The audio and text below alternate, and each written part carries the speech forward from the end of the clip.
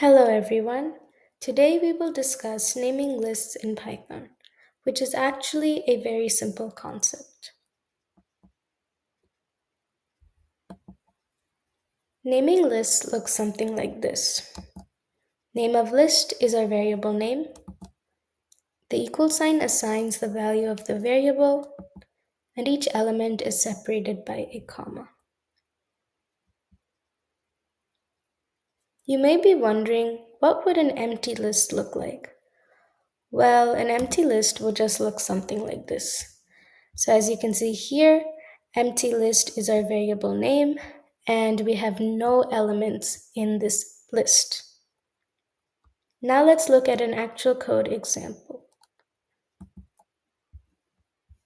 So here we have our list called myList, and the elements inside of it are 1, code, 3.0, and false. And if we just want to print myList to the console output, that's exactly what we get here.